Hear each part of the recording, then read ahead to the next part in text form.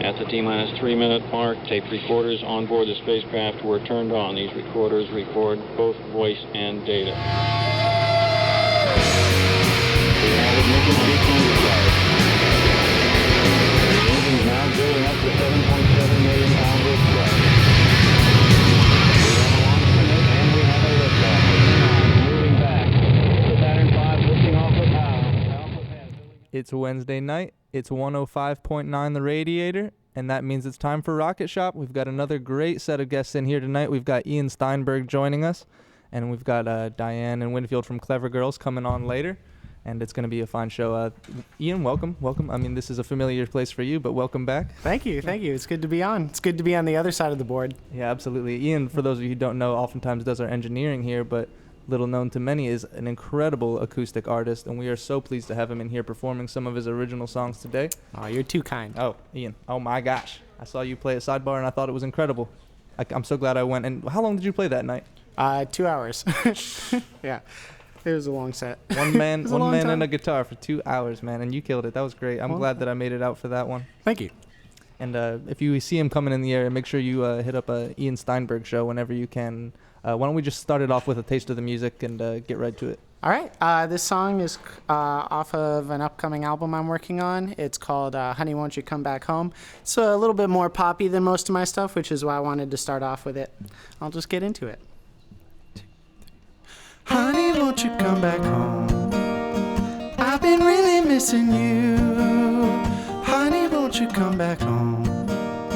Every day is colder without you here with me. I don't know how long it's been,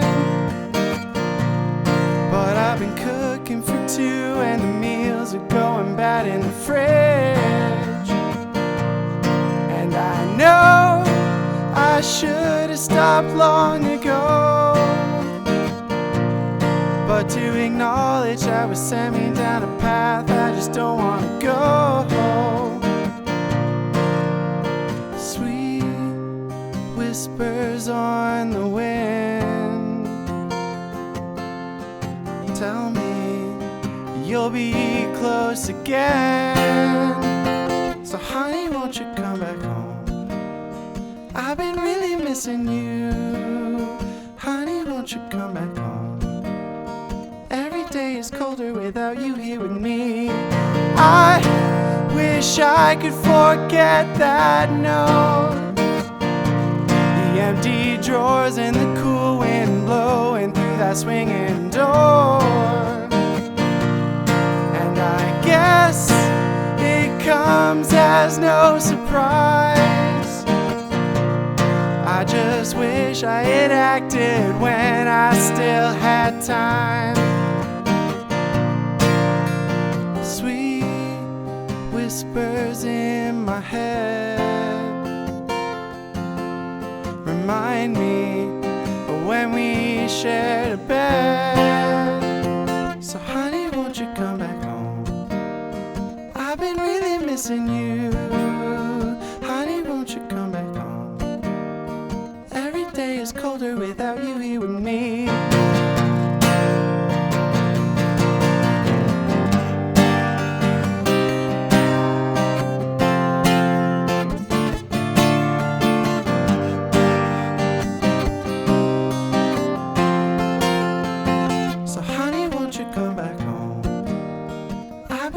Missing you. Honey, won't you come back home? Every day is colder without you here with me. Every day is colder.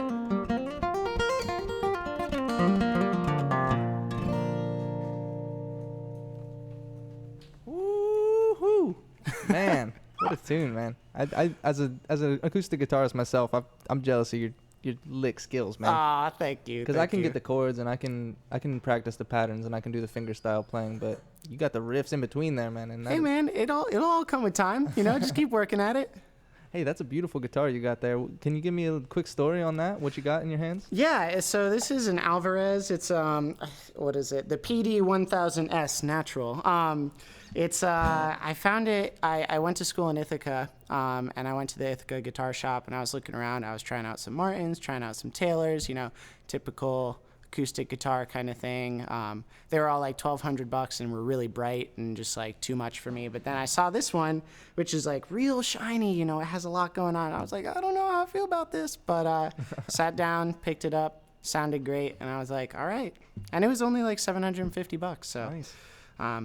I wasn't complaining, you know. Yeah. Well, it's a great guitar, and you're certainly getting some great tones out of it. That's for darn certain. Aw. Do you play the electric guitar, or are you a primarily acoustic artist? Mostly an acoustic artist. I do play electric guitar. I have a, you know, Fender Strat back at home as well, and a nice Fender amp. But yeah, typically I do all my songwriting and playing on the acoustic. That's just what I feel most comfortable with, you know.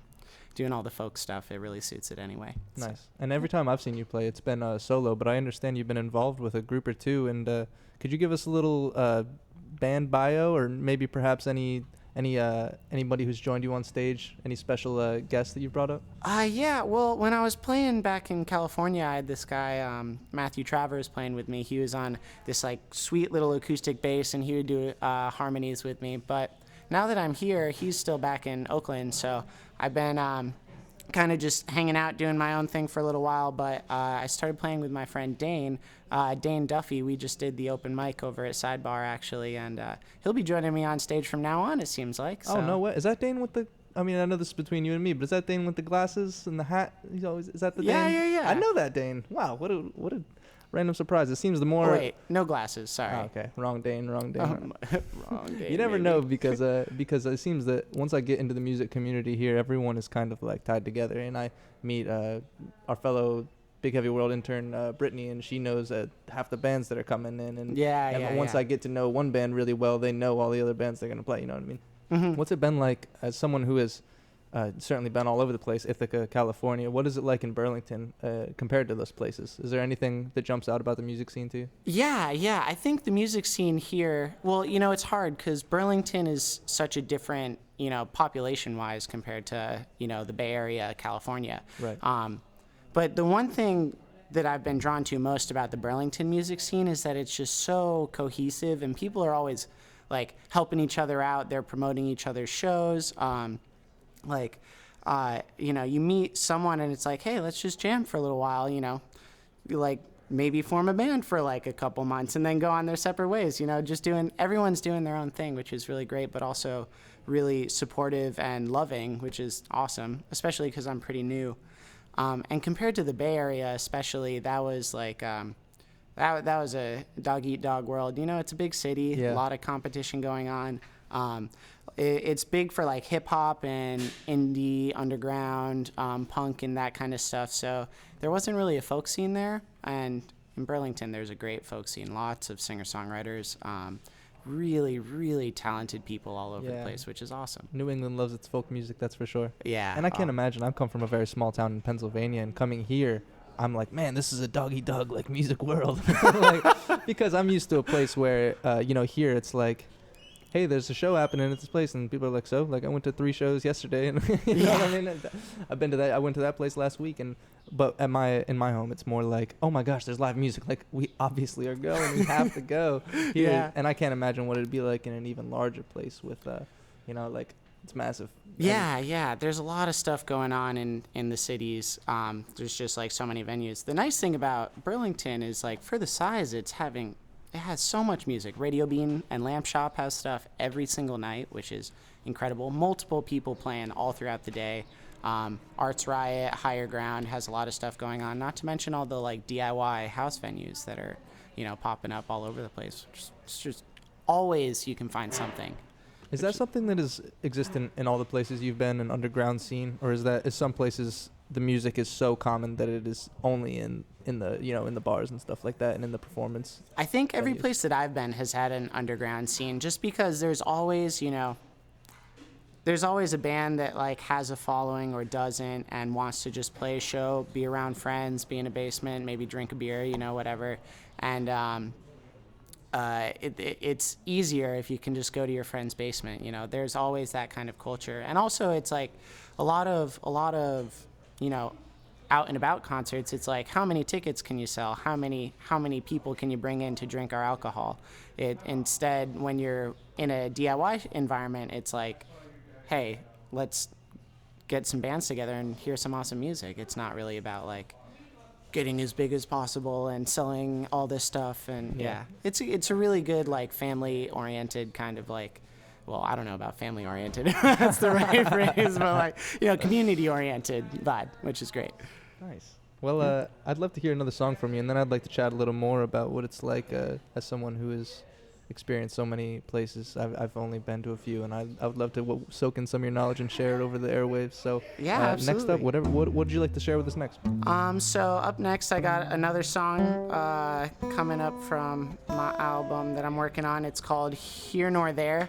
It's kind of the chords were definitely influenced by like Angel from Montgomery. It's a little more fast paced and a little more existential dready.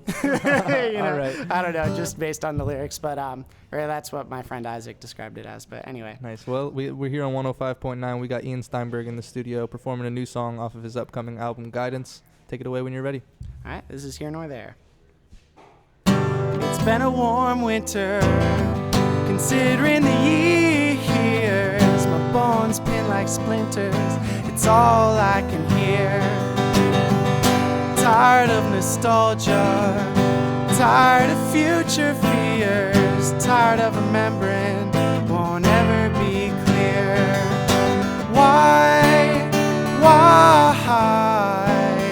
can I ever be here, nor there, nor anywhere? Oh,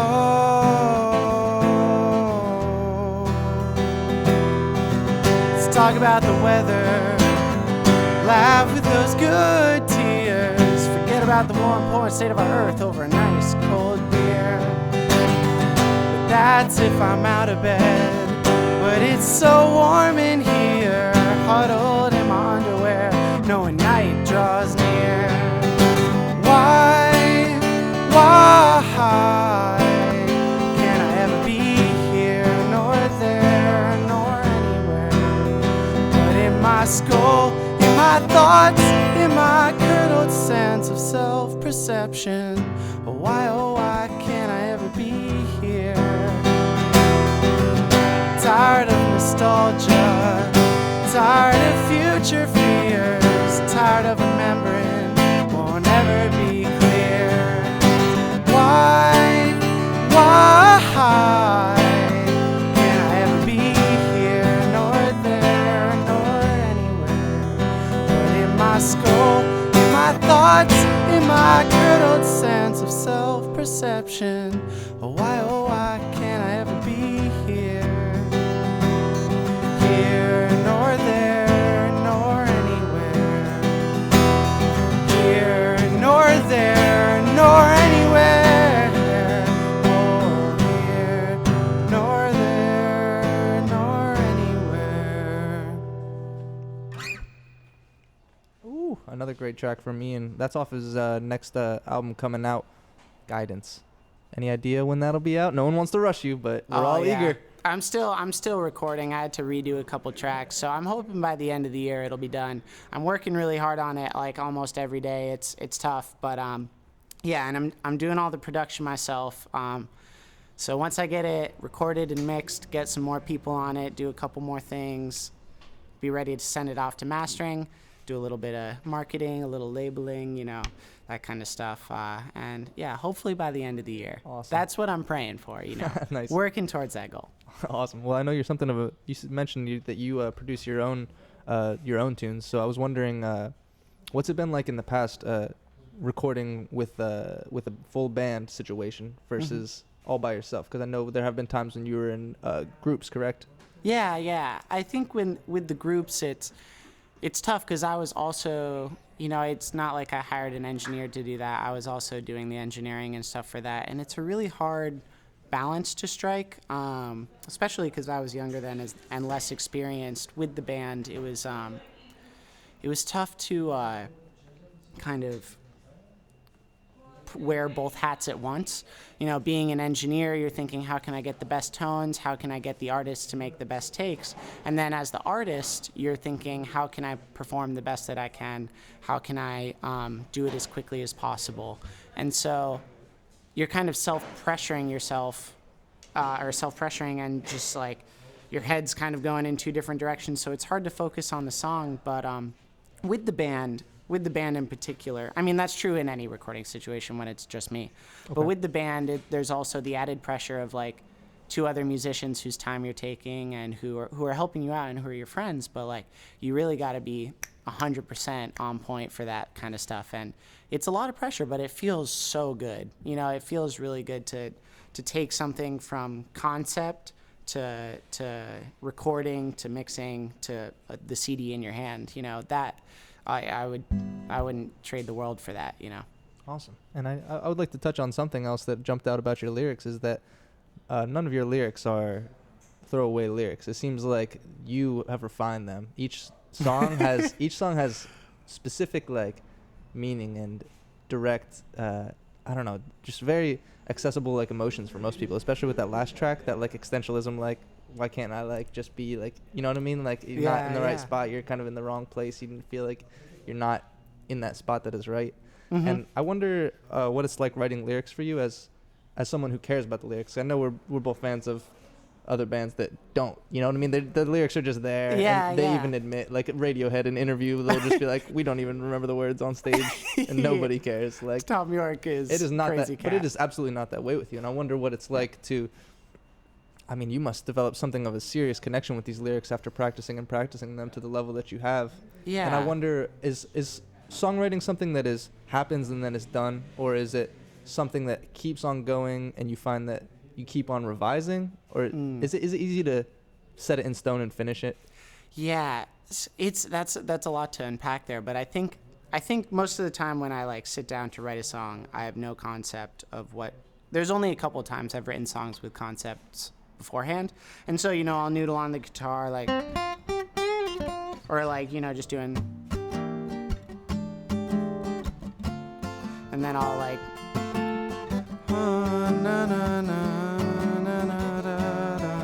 like, you know, just trying to find lyrics or like a melody, and then, you know, I'll just do that over and over again, and then I'll say something random. That's how a lot of my songs start, is I'll think of some phrase, I'll sing some phrase and be like, oh, that sounds like a lyric. So a lot of songs come out initially as like, or they start initially from this place that's like totally not pre-thought, and like not, I don't worry about it too much. And then I'll see the lyric and like get a verse structure and then go with that. And then as I go on, the kind of like idea really crystallizes, and I think that's kind of the moment where I decide what the song's about. And I think there's two separate like songs that I write. There's songs that are based on an emotion, like the one I just sang is kind of about existentialism and like not being able to be in the present and that kind of thing. And then the other kind of song I write is like a story, you know, just like a story about something I make up. Like the song I'll play at the end is about like a war veteran who like encounters a bunch of bad luck. The song's called Bad Luck, and then ends up on the streets homeless.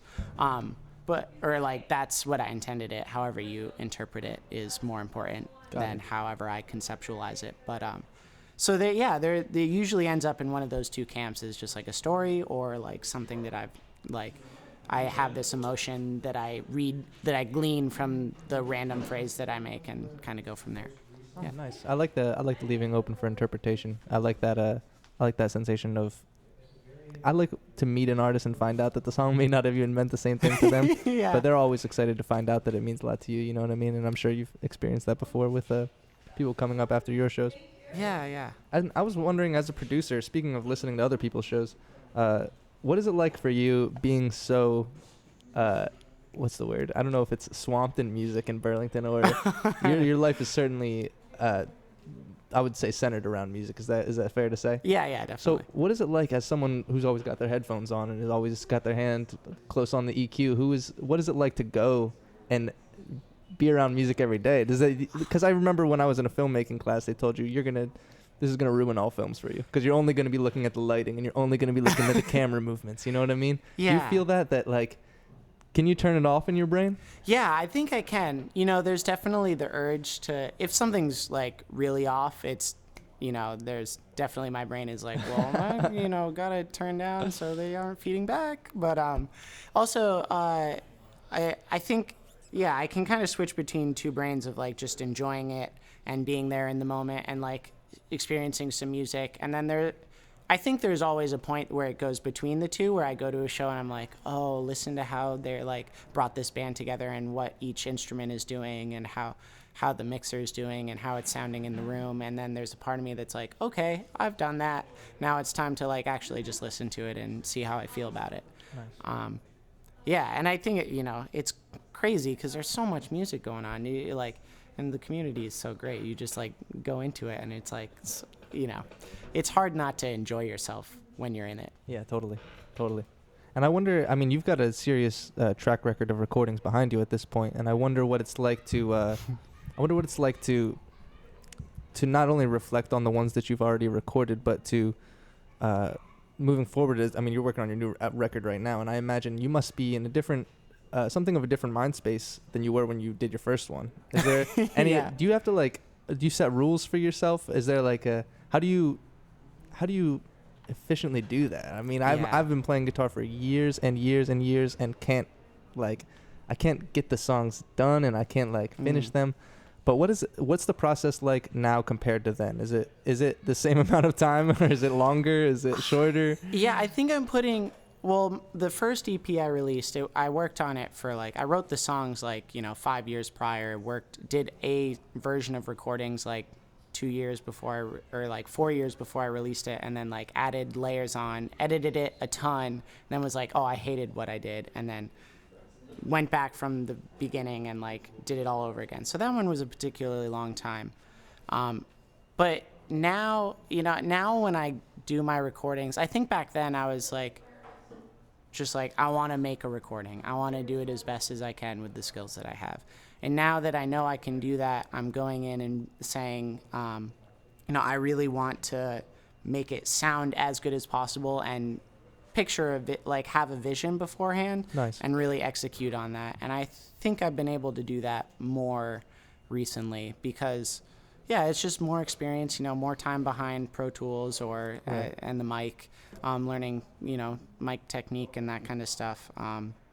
That's kind of, I guess I'd just say I've learned a lot more now and bring all the experience in as opposed to kind of half baking something and then being okay, I'll fix it later. Yeah. Got it. Yeah. So it went from something of just a sheer primal motivation to create to now you're envisioning before you even get started. You have a idea of what it's going to be like. Mm-hmm. Interesting. Yeah. I think especially with this last album, the approach was kind of so when I was in California, I was because it was so competitive and there's a lot of pop going on for singer-songwriters. It was oh, how can I add electric drums and a bass and make it sound like poppy and give it those good hits. And now when I came and I was I can't do that anymore. That's not me. It's not who I want to be. And how can I sit down and, I want to do everything in front of a mic. I don't want to do anything that I can't record myself. And nice. so just pure things that I produce, not some electric keys or or some MIDI keyboard. That's what I mean. Yeah. Right. So. Well, I know we had a serious guest on Rocket Shop last week, and I know you're talking to them. I'll leave that as a mystery to anybody who's about to listen to your music, though, because what could it be? Check out our Facebook. So Ian Steinberg Music is where you can check out all the music and all the booking information to get Ian in your local space or in your local radio station or maybe even in your attic. I don't know. He's down for anything. Would you hit us with another song? We got a few more minutes here. Yeah. Excuse me. I gotta tune up real quick. You got it on 105.9 The Radiator, WOMMLP Burlington. Ian Steinberg is in the studio. He's going to share one more track with us if you're just tuning in. So this is called Bad Luck. Just talked about it a little second ago, so I won't I won't, be too obtuse about it. I'll just get into it.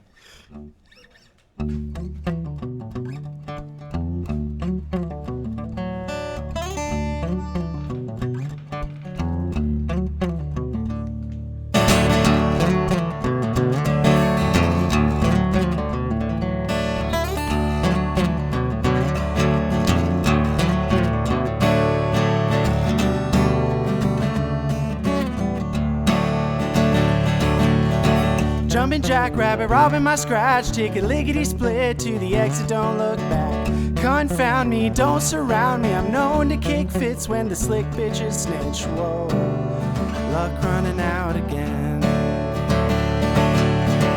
As a soldier, I thought I told you, obey a command, now are you my man? Yes, General, my men were all memorable, sticking with each other even at their own funerals. Whoa, luck running out again. Is there any way out of this black hole? Is there any way I can save my soul? Oh, I can save my soul. Oh, I can save my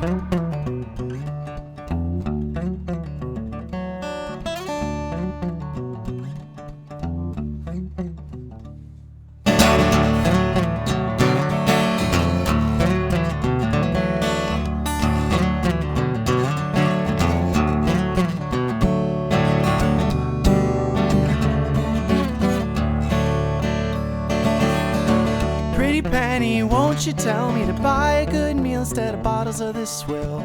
Bubbly bottle, clutching the throttle, to be a role model, got to get your head straight. Whoa, luck running out again. And this bench will become my bed to lay my head, goddamn I need rest. Dreams of war are at my door with a roaring score goal lighting up the forest floor. Whoa, luck running out again.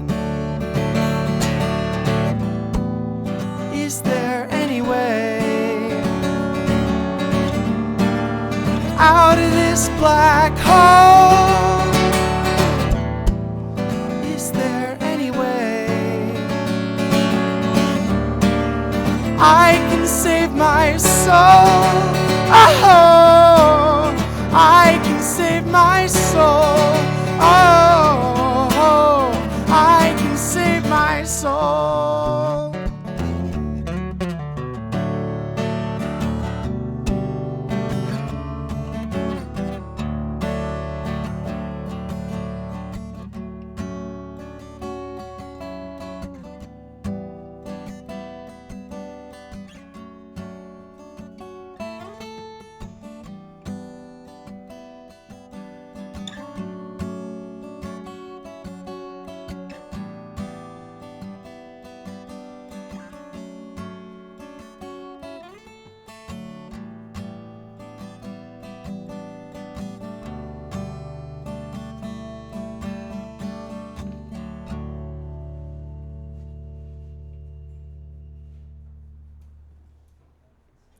That was Ian Steinberg live in the studio on 105.9 WOMMLP Burlington. So glad to have you on here finally. So glad to hear your music again.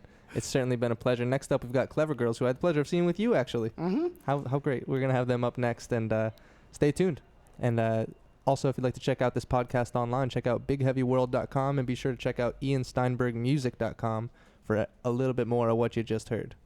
Thanks so much, Jake.